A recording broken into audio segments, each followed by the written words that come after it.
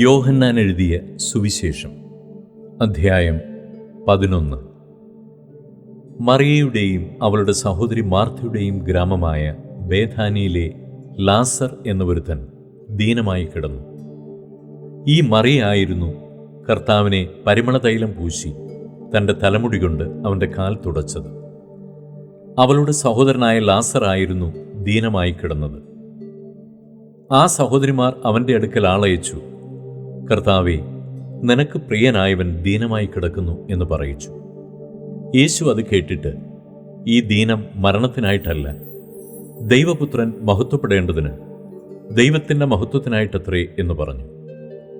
യേശു മാർത്തയെയും അവളുടെ സഹോദരിയെയും ലാസറിനെയും സ്നേഹിച്ചു. എന്നിട്ടും അവൻ ദീനമായി കിടക്കുന്നുവെന്ന് കേട്ടാറേ താൻ അന്നിരുന്ന സ്ഥലത്ത് 2 ദിവസം പാർത്തു. അതിൻ്റെ ശേഷം അവൻ ശിഷ്യന്മാരോട്, നാം വീണ്ടും യഹൂദിയിലേക്ക് പോക എന്ന് പറഞ്ഞു.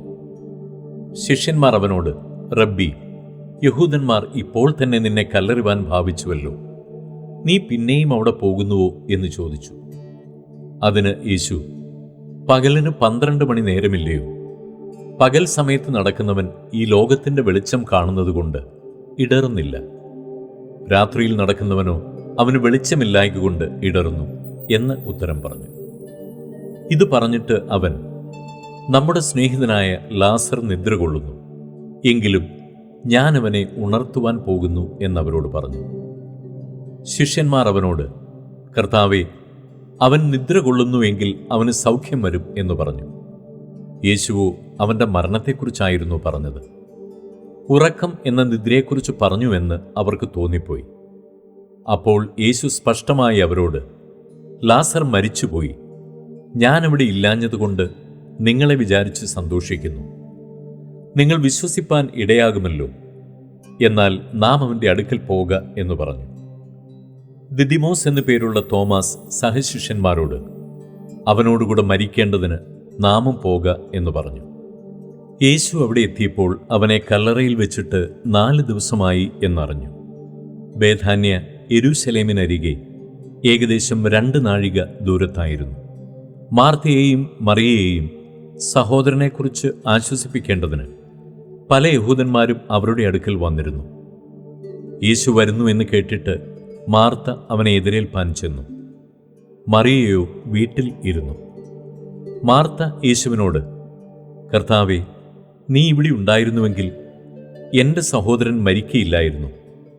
ഇപ്പോഴും നീ ദൈവത്തോട് എന്തപേക്ഷിച്ചാലും ദൈവം നിനക്ക് തരുമെന്ന് ഞാൻ അറിയുന്നു എന്ന് പറഞ്ഞു. യേശു അവളോട്, നിന്റെ സഹോദരൻ ഉയർത്തെഴുന്നേൽക്കും എന്ന് പറഞ്ഞു. മാർത്ത അവനോട്, ഒടുക്കത്തെ നാളിലെ പുനരുദ്ധാനത്തിൽ അവൻ ഉയർത്തെഴുന്നേൽക്കും എന്ന് ഞാൻ അറിയുന്നു എന്ന് പറഞ്ഞു. യേശു അവളോട്, ഞാൻ തന്നെ പുനരുദ്ധാനവും ജീവനുമാകുന്നു. എന്നിൽ വിശ്വസിക്കുന്നവൻ മരിച്ചാലും ജീവിക്കും. ജീവിച്ചിരുന്ന് എന്നിൽ വിശ്വസിക്കുന്നവൻ ആരും ഒരു നാളും മരിക്കയില്ല.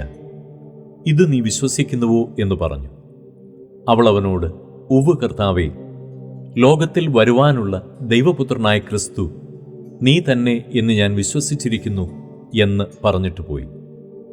തൻ്റെ സഹോദരിയായ മറിയയെ സ്വകാര്യമായി വിളിച്ചു, ഗുരു വന്നിട്ടുണ്ട്, നിന്നെ വിളിക്കുന്നു എന്ന് പറഞ്ഞു. അവൾ കേട്ട ഉടനെ എഴുന്നേറ്റ് അവൻ്റെ അടുക്കൽ വന്നു. യേശു അതുവരെ ഗ്രാമത്തിൽ കടക്കാതെ മാർത്ത അവനെ എതിരേറ്റ സ്ഥലത്ത് തന്നെയായിരുന്നു. വീട്ടിൽ അവളോട് കൂടെ ഇരുന്ന് അവളെ ആശ്വസിപ്പിക്കുന്ന യഹൂദന്മാർ മറിയ വേഗം എഴുന്നേറ്റ് പോകുന്നത് കണ്ടിട്ട് അവൾ കല്ലറയ്ക്കൽ കരവാൻ പോകുന്നു എന്ന് വിചാരിച്ച് പിൻചെന്നു. യേശു ഇരിക്കുന്നിടത്ത് മറിയ എത്തി അവനെ കണ്ടിട്ട് അവൻ്റെ കാൽക്കൽ വീണു. കർത്താവേ, നീ ഇവിടെ ഉണ്ടായിരുന്നുവെങ്കിൽ എൻ്റെ സഹോദരൻ മരിക്കയില്ലായിരുന്നു എന്ന് പറഞ്ഞു. അവൾ കരയുന്നതും അവളോട് കൂടെ വന്ന യഹൂദന്മാർ കരയുന്നതും യേശു കണ്ടിട്ട് ഉള്ളം നൊന്ത് കലങ്ങി. അവനെ വെച്ചത് എവിടെ എന്ന് ചോദിച്ചു. കർത്താവേ, വന്ന് കാണുക എന്ന് അവർ അവനോട് പറഞ്ഞു. യേശു കണ്ണുനീർ വാർത്തു. ആകയാൽ യഹൂദന്മാർ, കണ്ടോ, അവനോട് എത്ര പ്രിയമുണ്ടായിരുന്നു എന്ന് പറഞ്ഞു. ചിലരോ, കുരുടന്റെ കണ്ണു തുറന്ന ഇവനെയും മരിക്കാതാക്കുവാൻ കഴിഞ്ഞില്ലയോ എന്ന് പറഞ്ഞു. യേശു പിന്നെയും ഉള്ളം നൊന്ത് കല്ലറയ്ക്കൽ എത്തി. അത് ഒരു ഗുഹയായിരുന്നു. ഒരു കല്ലും അതിന്മേൽ വെച്ചിരുന്നു. കല്ല് നീക്കുവിനെന്ന് യേശു പറഞ്ഞു. മരിച്ചവന്റെ സഹോദരിയായ മാർത്ത, കർത്താവേ, നാറ്റം വെച്ച് തുടങ്ങി 4 ദിവസമായല്ലോ എന്ന് പറഞ്ഞു. യേശു അവളോട്, വിശ്വസിച്ചാൽ നീ ദൈവത്തിൻ്റെ മഹത്വം കാണും എന്ന് ഞാൻ നിന്നോട് പറഞ്ഞില്ലയോ എന്ന് പറഞ്ഞു. അവർ കല്ല് നീക്കി. യേശു മേലോട്ട് നോക്കി. പിതാവേ, നീ എൻ്റെ അപേക്ഷ കേട്ടതിനാൽ ഞാൻ നിന്നെ വാഴ്ത്തുന്നു. നീ എപ്പോഴും എൻ്റെ അപേക്ഷ കേൾക്കുന്നുവെന്ന് ഞാൻ അറിഞ്ഞിരിക്കുന്നു. എങ്കിലും നീ എന്നെ അയച്ചു എന്ന് ചുറ്റും നിൽക്കുന്ന പുരുഷാരം വിശ്വസിക്കേണ്ടതിന് അവരുടെ നിമിത്തം ഞാൻ പറയുന്നു എന്ന് പറഞ്ഞു. ഇങ്ങനെ പറഞ്ഞിട്ട് അവൻ, ലാസറേ, പുറത്തു വരിക എന്ന് ഉറക്കെ വിളിച്ചു. മരിച്ചവൻ പുറത്തു വന്നു. അവൻ്റെ കാലും കൈയും ശീല കൊണ്ട് കെട്ടിയും മുഖം റൂമാൽ കൊണ്ട് മൂടിയുമിരുന്നു. അവൻ്റെ കെട്ടഴിപ്പിൻ അവൻ പോകട്ടെ എന്ന് യേശു അവരോട് പറഞ്ഞു. മറിയയുടെ അടുക്കൽ വന്ന യഹൂദന്മാരിൽ പലരും അവൻ ചെയ്തത് കണ്ടിട്ട് അവനിൽ വിശ്വസിച്ചു.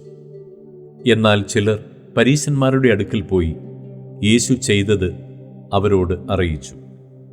മഹാപുരോഹിതന്മാരും പരീശന്മാരും സംഘം കൂടി, നാം എന്തു ചെയ്യേണ്ടു? ഈ മനുഷ്യൻ വളരെ അടയാളങ്ങൾ ചെയ്യുന്നുവല്ലോ. അവനെ ഇങ്ങനെ വിട്ടയച്ചാൽ എല്ലാവരും അവനിൽ വിശ്വസിക്കും. റോമക്കാരും വന്ന് നമ്മുടെ സ്ഥലത്തെയും ജനത്തെയും എടുത്തു കളയുമെന്ന് പറഞ്ഞു.